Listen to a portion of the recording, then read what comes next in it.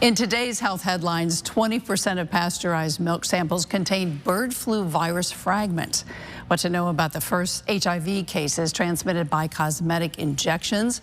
And is Ozempic personality real? Joining me is Dr. Nate Wood, internal medicine and obesity medicine specialist at Yale Medicine and instructor at Yale School of Medicine. Welcome on this Friday. Hi, Ann. How's it going? Very good.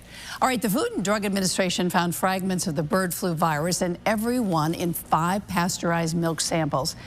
Is this scary? Should we worry about it? What should we know?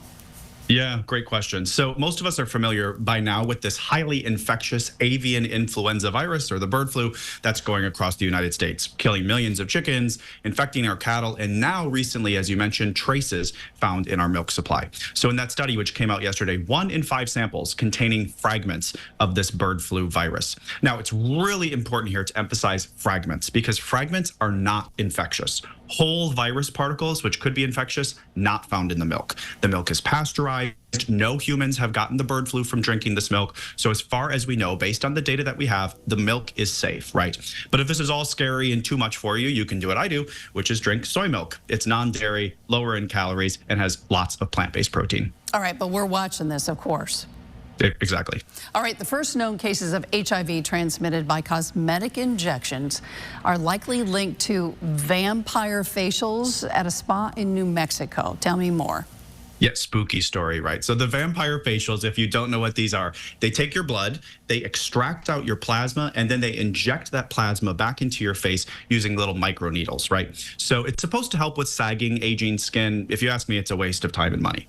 But the story here is at this medical spa in New Mexico, they were not fully licensed and they were not handling blood and needles safely. So what probably happened is we had cross-contamination with these micro needles of one patient's blood, which contained HIV, to another patient that then got injected in the face. So, quite concerning. The moral of the story, I am not recommending vampire facials, but if you're going to go get one of these procedures that involves blood or needles of any kind, be sure to go to a place that's fully licensed and really takes hygiene and infection control seriously.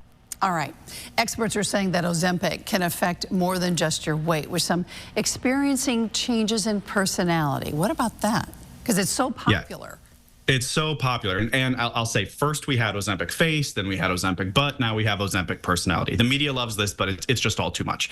But remember how Ozempic works. It works on the reward center of the brain. And so when folks are on Ozempic and they eat foods that used to really light up their brain, that's not happening anymore. And so it's reasonable to think that they may experience some loss of interest or some sadness around this.